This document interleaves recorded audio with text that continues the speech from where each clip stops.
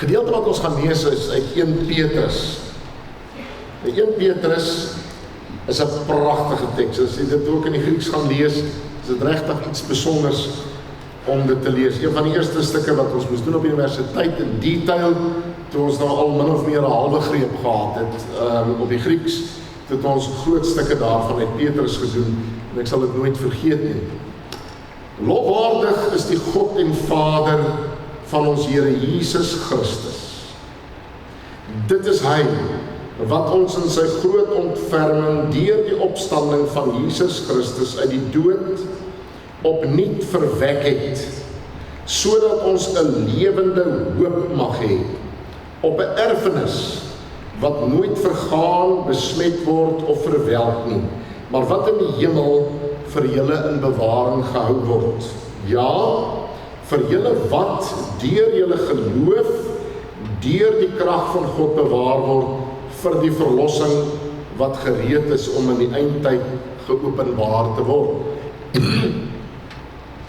Jubel hieroor, al moes julle onlangs vir 'n kort tydjie deur allerlei beproewings bedroef word. Die doel was dat dit duidelik sou blyk dat die egtheid van julle geloof, 'n egtheid wat baie kosbaarder is as goud, wat verganklik is, maar nogtans met vuur getoets word, uitloop op lof en heerlikheid en eer wanneer Jesus Christus geopenbaar word. Hom het julle lief, al het julle hom nie gesien nie, en al sien julle hom nie nou nie, glo julle in hom, en jubel julle met 'n onuitspreeklike en heerlike blydskap, omdat julle reeds deel het aan die doel van julle geloof, naamlik die verlossing van julle siele. Tot sover lees ons saam. Ek wil tog vra dat ons die hele tyd net dit sal hou daar, die teks, dat die mense dit kan sien. Verstrooiing, diaspora. Ons praat van mense wat in die verstrooiing was. Mense wat op 'n manier uitgejaag is uit hulle vaderland. Ons praat van Israel van ouds. Daarom is die behoefte, die begeerte dat die nasie bymekaar gemaak sal word, dat dit sal herstel. Dit is in hulle verstaan hoe dit moet gebeur. Baie van dit wat in die oorlog tans aan die gang is, het daarmee te doen. Maar die diaspora in hierdie geval het te doen met die Christene wat vervolg is. So wat die beeld wat ons baie keer gebruik is, met die aanvanklike, net na die opstanding van Christus, was daar nie so aktiewe vervolging nie, maar dit het begin skeefloop. En soos wat dit al hoe meer erger geword het vir die Christene, was dit letterlik soos 'n handgranaat wat gegooi is, en dit het geskiet, ontplof, en Christene het wêreldwyd heen gereis. So 'n relatieve kort tydjie het jy Christene gekry oor 'n baie wye spektrum van lande, plekke en situasies. So dit is een van die redes ook hoekom ons weet dat die Bybel korrek, waar en autentiek is. Want al daardie mense wat eintlik niks met mekaar in kontak was nie, het gepraat oor dieselfde inhoud en dieselfde boodskap. So dit was nie net op een plek gelokaliseer en net daar het dit ontstaan nie. So mense het uit baie omgewings gehoor hoe dit eintlik in mekaar steek. Maar dit is 'n storie vir 'n ander dag. So nou sit jy met 'n situasie van waar Petrus 'n brief skryf. Ons praat van 'n brief wat waarskynlik geskryf is, en daar's nooit 100% sekerheid nie, maar waarskynlik hier rondom 60 na Christus. So dis so 30 jaar. Dit moet minder as 34 jaar wees, want ons aanvaar dat Petrus het gesterf iewers in 64 na Christus, met Nero se vervolging van die kerk. So, in daardie, sedert die Here se opstanding, sy sterfte en sy opstanding, in daardie 30 jaar, het die kerke begin groei. Evangelies is later geskryf, die briewe is eers geskryf, om die kerke te help, om te funksioneer. Nou skryf Petrus hierdie brief aan die gemeentes wat in die verstrooiing is. So, hulle sit oral oor, so dis 'n sirkulêre brief, hy word gestuur, oorgedra en so meer, na verskillende mense, om te lees. En hy begin, en hy sê vir hulle, vers 3 en 4, kom ons gaan na vers 3 en 4 toe. Aan God die Vader van ons Here Jesus Christus, kom al die lof toe. Sy openingswoorde na sy groet. As jy meer oor die groet wil lees, gaan kyk na Efesiërs 1 en 1 Korintiërs 1. Dieselfde groetwoorde word daar ook gebruik. En dan begin hy met sy betoog in die brief en hy sê, aan God die Vader van ons Here Jesus Christus, kom al die lof toe. Hoekom? Want in sy groot ontferming het hy ons die nuwe lewe geskenk. Kom ons stop net eers daar. Hy het ons, die Vader, letterlik, die oorsprong van die lewe het gekom van die Vader. Jy en ek het niks daarmee te doen in 'n sekere sin nie. Ons het 'n betrokkenheid en ons het 'n absolute noodsaaklike betrokkenheid, maar die oorsprong van dit alles, net so min soos wat ons toe daardie lewe geskep is en jy en ek, ons ontvang is by wyse van spreuke, waar ons niks meer te doen gehad het. Net so hierdie lewe wat ons ontvang, wat ons van praat, die nuwe lewe in Christus, dis iets wat die Vader in ons wek. Hy is die Vader wat die oorsprong is van hierdie saad by wyse van spreuke, van die woord waardeur ons. Dit gebeur in Jesus Christus. Daarom sê hy, blessings to God. Daar's rede vir lofprysing, want hy het vir jou en my die nuwe lewe geskenk. So as ons oor onsself dink, oor ons eie identiteit, dan moet ons begin by die punt en die plek van, ons praat van lewe. Ons is lewendes.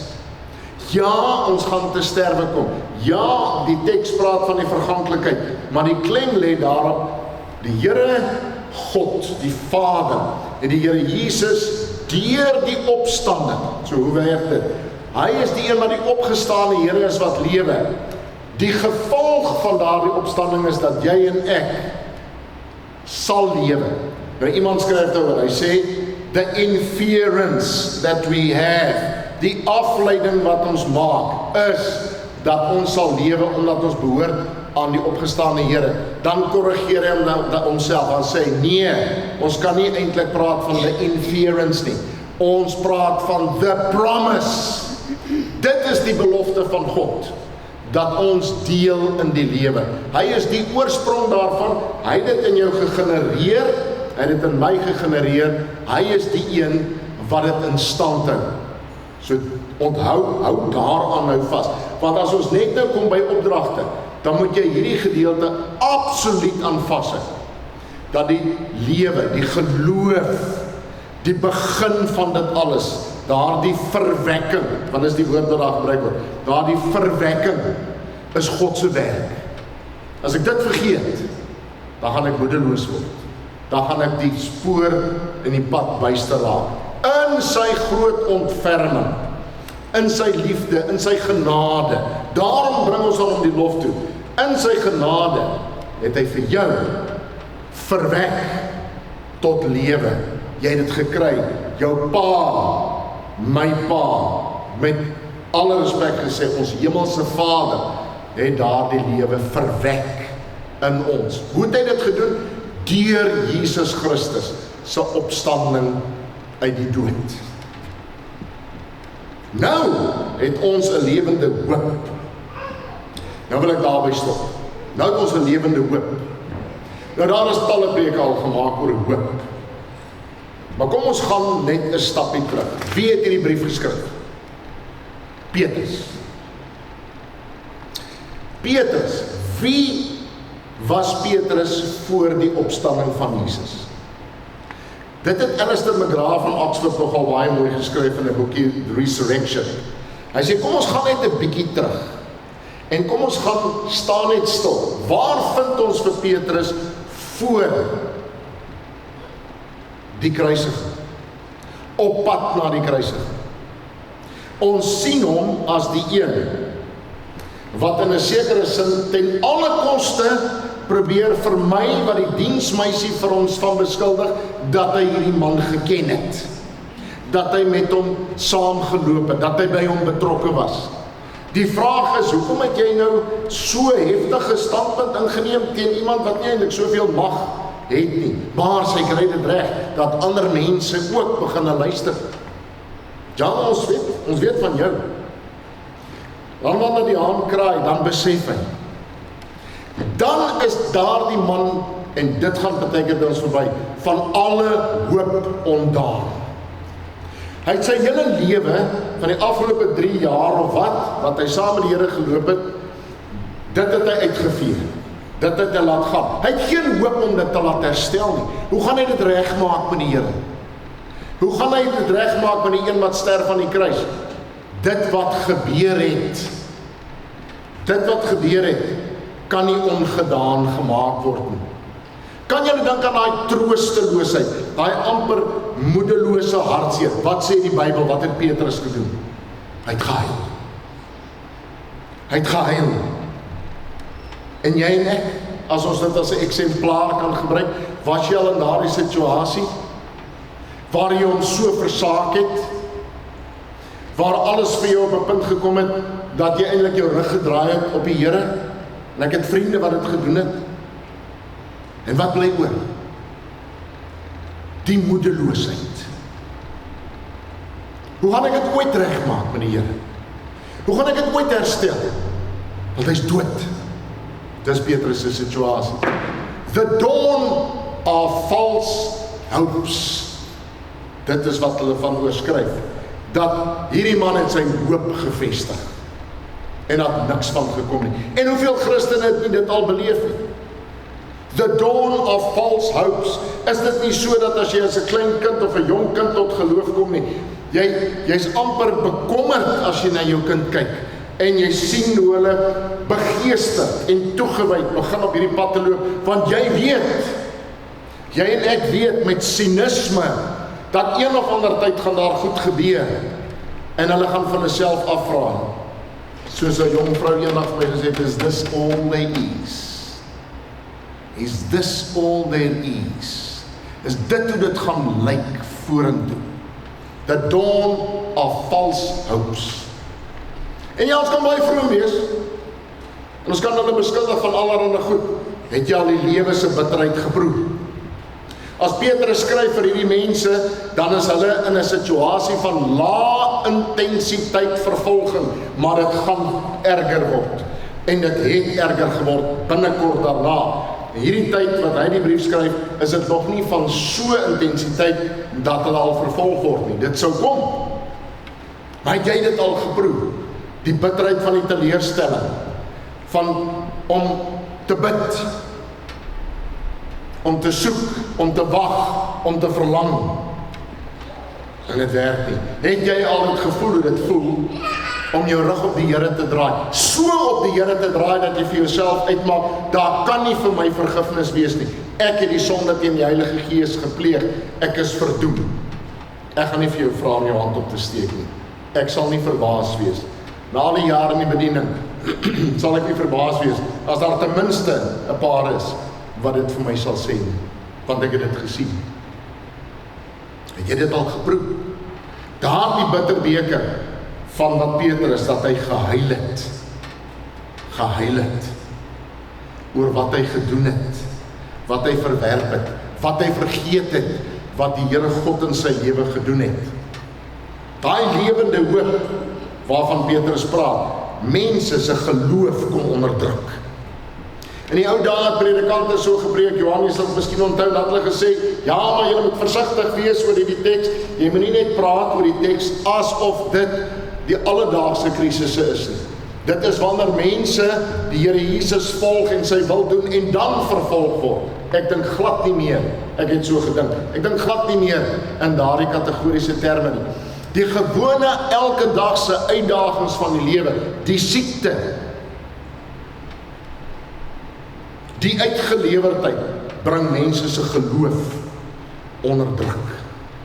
Dan praat ons nie eers van jong mense wat gekastei word by die skool, wat moeilikheid kry, omdat hulle gelowiges is. Ek het nou die dag weer met iemand in die gemeente daaroor gepraat. Al liewers hulle het met my daaroor gepraat. Dit bring mense se geloof onder druk. Dis hoekom ek vir julle dit sê. Waar kom die geloof vandaan? Waar kom die nuwe lewe vandaan? Dit kom van God. Dit is 'n geskenk uit God saam. Dis iets wat in ons verwek is. Dis nie net van jou en my afhanklik nie. Maar dit is gevaarlik. Geloof is 'n gevaarlike ding. Vir party mense is dit 'n dodelik gevaarlike ding. Veral wanneer hulle die hoop verloor het. Nou het ons die lewende hoop, sê Petrus, op iets. Ek vestig my hoop op iets. In hierdie geval, die onverganklike. Hy hou van 'n triad, van 3.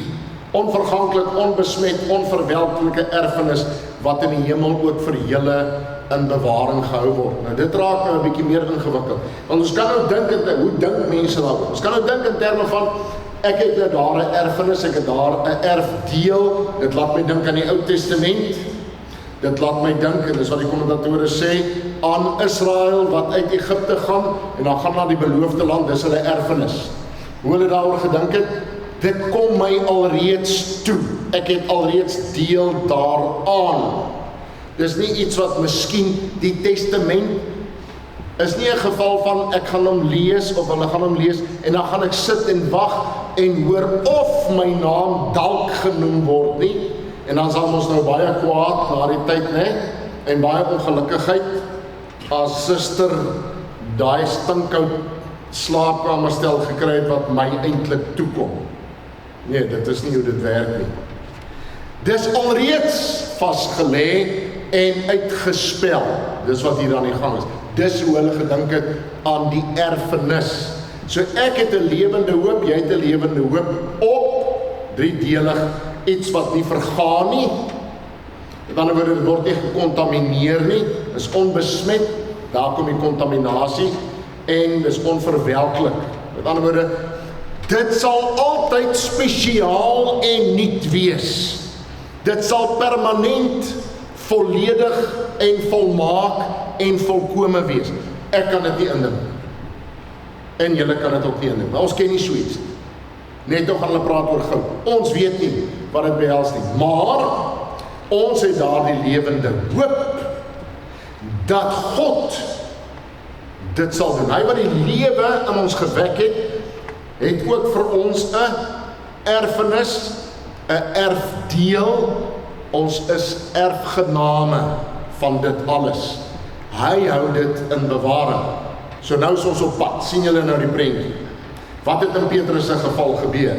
In sy moedeloosheid, in sy hartseer, in sy troosteloosheid van sy bestaan, kom ontmoet die Here hom na die opstanding. Dis die Here wat hom weer opsoek. Dis nie Petrus nie. Hy is hoogstens daar om nou maar op 'n manier totsiens te sê. Kan julle dink aan daai totsiens sê? Wat se nut het dit? Want hy het hom versaak. Hy het reg op hom gedraai. Maar dan kom die Here na hom toe. Dis die goeie nuus. Die Here kom na hom toe. Roep hom op. Gaan Galilea toe, ek sal jou daar ontmoet. Ander dag sal ek preek oor daardie gedeelte. Volgende teks. Omdat julle glo. Dis die volgende hoofmoment. Ons sê vir God dankie. Ons het die hoop, maar nou omdat ons glo. Ons sê vir hom dankie oor die verwekking.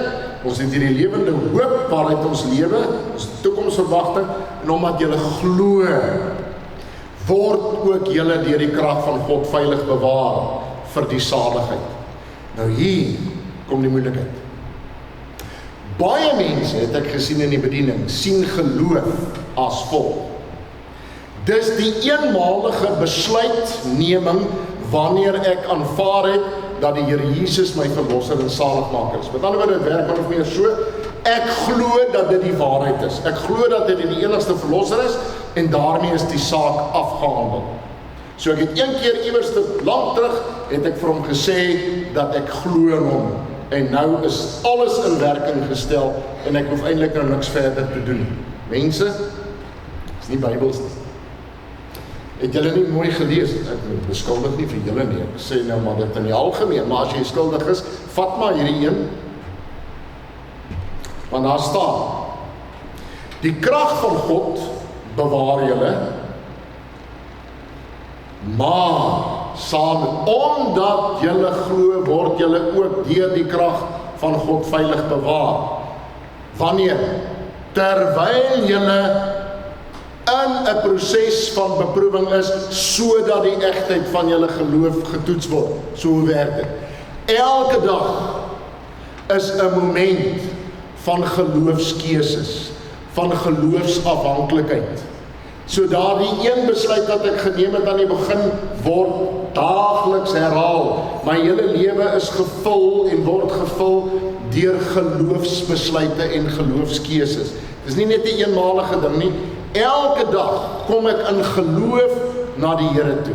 Elke dag neem ek my toevlug na die Here toe. Hy is die een wat my daartoe in staat stel.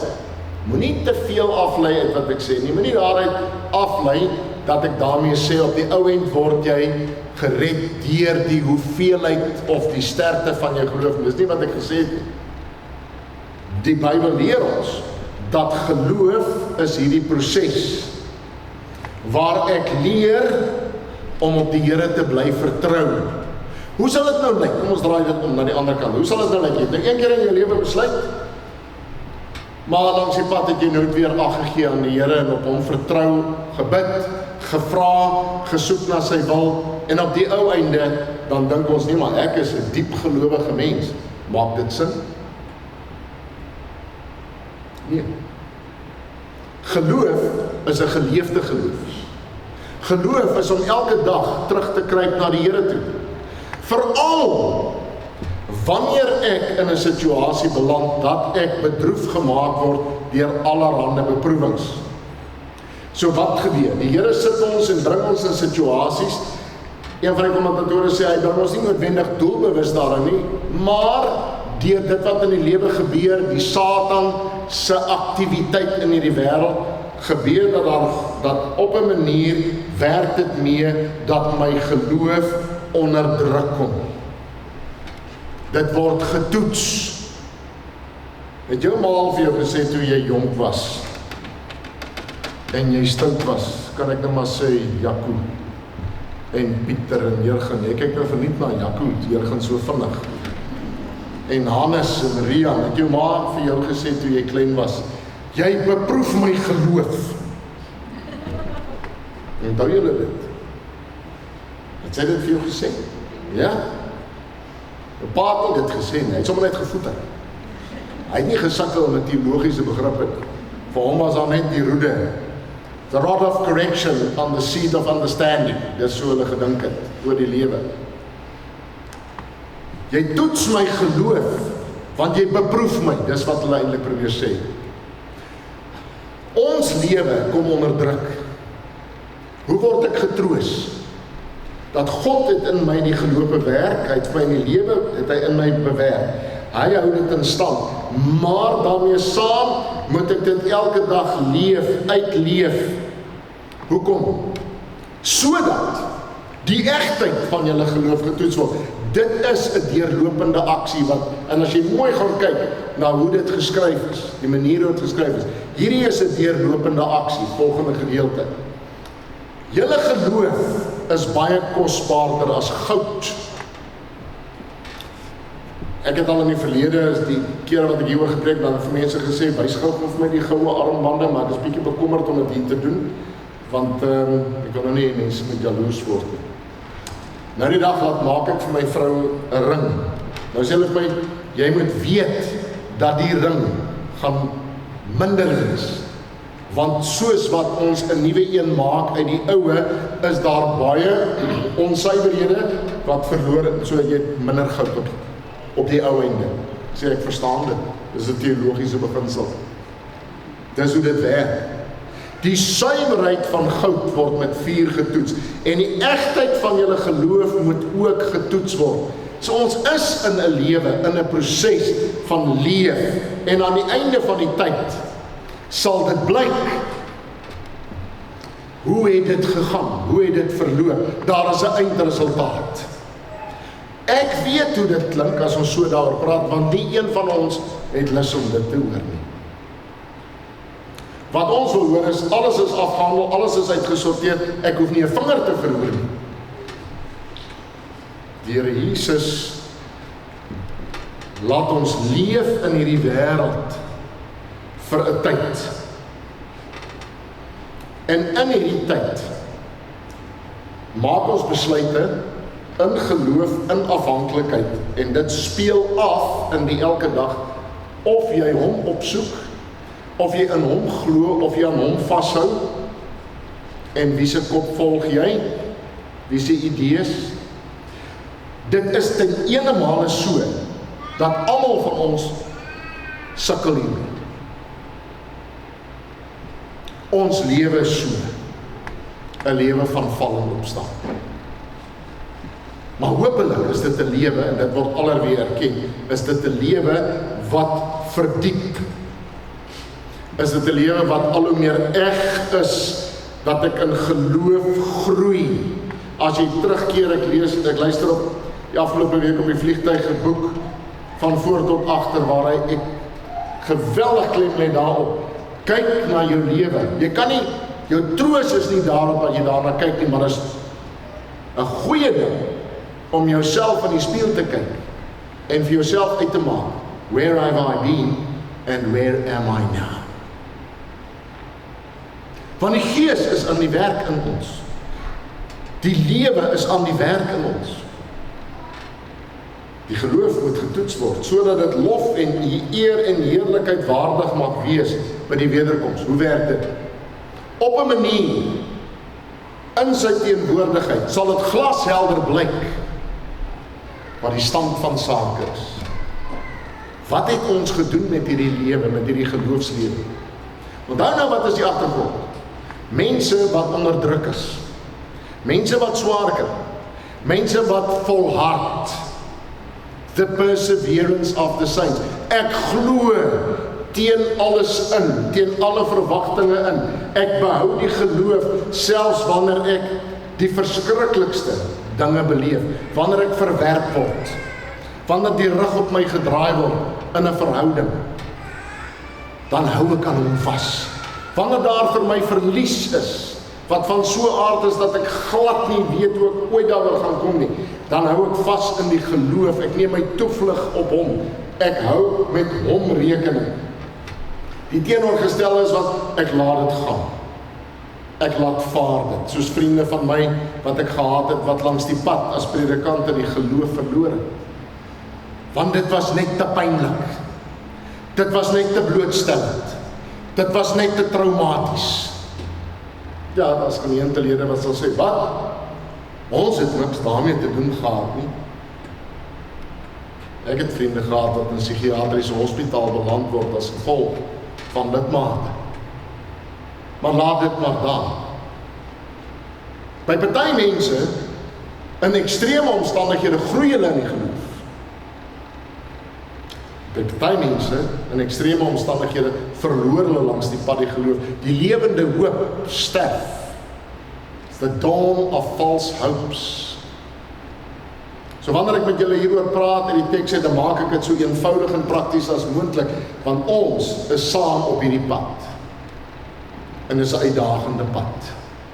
Maar wat ek nie kan bekostig, is om vir julle te sê, moenie worry, alles is reg nie. Nee. My rol is om vir jou te sê, stap die pad in geloof. In 'n sekere sin, gryp vas en beer vorentoe. Volgende gedeelte. Hom het julle lief, al het julle hom nie gesien nie. Vir 'n kort tydjie, dit het die teks gesê, vir 'n kort tydjie, maar is interessant wat daar staan. Vir 'n kort tydjie, in terme van die ewigheid, is dit nodig dat julle deur hierdie prosesse gaan. Maar daardie kort tydjie is 'n lang tyd in baie mense se lewe van swaar kry. Vir baie mense is die lewe op aarde 'n proses van elke dag geloof aan die dag lê. Ek onthou toe 'n vriendin van my se man, ek sal dit in my lewe nie vergeet nie, hy is intussen tyd oorlewe, toe hy daai Kersdag sit en hy hou sy lyf so vas en ek sê vir my broer, wat gaan aan met jou? Hy sê, weet jy, ek het hopeloos te veel vet skaapvleis geëet. Nou ek maak ou grapie, ek sê ja, ons almal het dit gedoen. Ek sê ek is siek. Beland in die hospitaal met pankreatitis. Ons bid hom, as ons dit so mag stel, deur die Here se genade en kom hy deur. Hulle sit hom in 'n saal waar hy aansterk. In daardie eerste keer wat hy op sy eie is, vir 2 minute op sy eie, kry hy 'n embolus deur die long. Daar's breinskade. Ek sit by haar, praat met haar. Sy kyk my op 'n stadium so, sy sê, "Vriend, jy verstaan nie." Ek sê, "Goed, sê vir my." Sy sê, "Jy verstaan nie. Ek bid nie om vandag deur te sien. Ek bid om die volgende uur deur te sien. Dis waarvoor ek bid. Ek kan nie verder dink as die volgende uur nie. Dis waar ek is." Sy kyk my met passie. Ek sit daar stom. Nou verstaan ek. Wat het jy nodig? Om herinner te word dat die geloof in jou bewerk word deur die Here, dat hy dit verwek het, dat hy dit bewaar, dat hy jou in staat stel, maar hy gaan dit nie namens jou lewe nie. Jy gaan dit lewe elke dag. Jy gaan elke oomblik van die dag jou toevlug neem tot hom, in gebed, in voorootmoediging, in pleit. Want hoe gaan jy deur dit kom? Is goed en wel om te sê, daar's 'n eendag wat kom, maar hoe leef ek na die eendag toe? Hoe oorleef ek na daardie eendag toe? Want dit gaan 'n lang tyd vat. Ons het baie keer by hom gaan sit. Was gesond, blakend gesond, want hy het 'n voedingsbystand. Blakend gesond. Maar jy kan die breinskade nie omdraai nie. Traumaties.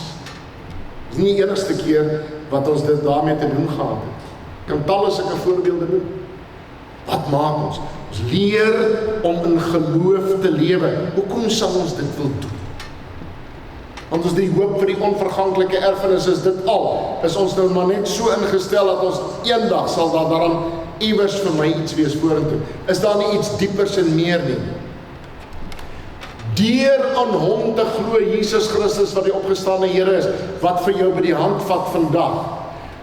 Terwyl ek vorentoe leef in geloof en vertroue, terwyl ek hom nie sien nie, is die verwagting dat eendag sal ons ontmoet. Sal ek hom sien in sy heerlikheid. So die klem lê nie net, en vir baie mense lê die klem suiwer net op die hemel en die hemelse en die verlossing. Maar as bittermin van Christus, hy's 'n bysaak. Hy gaan ook daar wees, toevallig, ja. Dit is waar hy bly in die hemel. Maar dis nie so belangrik. Mense, dis die sentrum van alles, is om hom in sy teenwoordigheid te wees, om hom te kan ken. Dis wat alreeds hier gebeur. Ek leer hom ken in alle omstandighede. Ek ontdek hoe hy getrou en liefdevol my neem op weg in alle omstandighede en my geloof in hom verdiep. Dis nie geloof in die algemeen nie.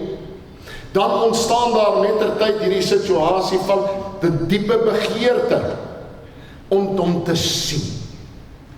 Om van aangesig tot aangesig. Ek dink vir party mense, vir 'n lang tyd in my lewe was dit ook so dat ek as ware dit sou wou vermy. Omdat jy so diep bewus is van jou tekortkominge. Nie noodwendig van jou sonde nie, maar van jou tekortkominge, van wat jy kon gedoen het en moes gedoen het, wat jy nie gedoen het nie. Maar om hom te sien, deur hom te glo, al sien jy hom nie nou nie, het jy reeds deel aan die saligheid, wat die einddoel van geloof is. Wat is die saligheid? Dit het komponente. Die saligheid het te doen daarmee, dat ons in sy teenwoordigheid is, dat ons letterlik uit sy hand en uit sy genade leef vir ewig. So moenie die hemel sien sonder Jesus Christus in die sentrum nie. Tweedens, in sy teenwoordigheid is daar vir ons geen oordeel nie. Ek word onthef van die oordeel. Dis deel van die verlossing en die saligheid, om nie meer daardie aanspreeklikheid te hê, van om verdoem te wees nie, dat ek steeds, en dit is ons in die gereformeerde teologie almal eens, dat ons almal op 'n manier voor hom gaan staan, en dat daar rekenskap gegee word. Dit is so. Kan nie net sito skotvry van alles af wegkom nie. Dit behoort ook vir jou en my te herinner. Dit gaan in 'n sekere sin 'n verleentheid wees. Soos 'n vriend van my wat uitstekende teoloog was, het gesê, waarskynlik gaan die Here so met my sit en sê, ou broer, nou wat het jy nou gedink daai dag? Maar dit was nou maar sy verstaan. Met diep gelowige mens. As ek so bewus is van die Here en sy liefde en sy heiligheid, dan is ek nie vir hom bevrees nie. Dan is ek nie bang vir die oordeel nie, want die verlossing verlos my daarvan. Maar ek besef die lewende geloof is ongelooflik kosbaar. Dan kom daar 'n gedeelte, die einddoel van die geloof is die saligheid, en dit vervul julle met 'n onuitspreeklike en heerlike blydskap. Wat daar ter sprake is, gaan die eer kom aan die mens, en dit is klaarblyklik beide, in die sin, daar gaan vreugde wees oor die mens wat geleef het. Die Here gaan sy vreugde in ons vind, en ons gaan ons vreugde in hom vind, wat ons bewaar het, en wat ons gelei het, en ons geleer het. En wat ons verstaan en aanvaar, is dat hy in sy grootheid van sy liefde en genade oneindig meer sal gee en voorsien as wat ons kan bid of dink. Maar ek is nie geregtig daarop nie. Ek het deel daaraan deur sy genade, so daarom is dit in daardie ontmoetingsmoment 'n geleentheid vir lofprysing, heerlike blydskap, nie net oor wat te kry nie, maar oor die een wat dit vir my bewerk, oor die een wat dit vir my gee, oor die een wat dit alles in stand het. So die kern is hierdie geloofslewe wat Petrus moes leer. En kyk nou na sy lewe, en dis die slot. En toe hy die tweede kans kry, wat doen hy? Toe leef hy. Toe leef hy vorentoe. En toe leef hy met oorgawe. En hy leef met hoop. Maar hy leef te midde van die lyding. En op die ou einde sterf hy. Toe is die haan, die kraai ver weg. En die diensmeisie word as ware die toeskouer. Maar toe hang hy aan die kruis. Want dit het hy die een ding en die een doel voor oor, om te leef in geloof, in afhanklikheid, te midde van alles wat verkeerd loop. Want Christus is alles. Die ontmoeting met hom is alles. Dit vervul ons met 'n onuitspreeklike en heerlike blydskap. Amen.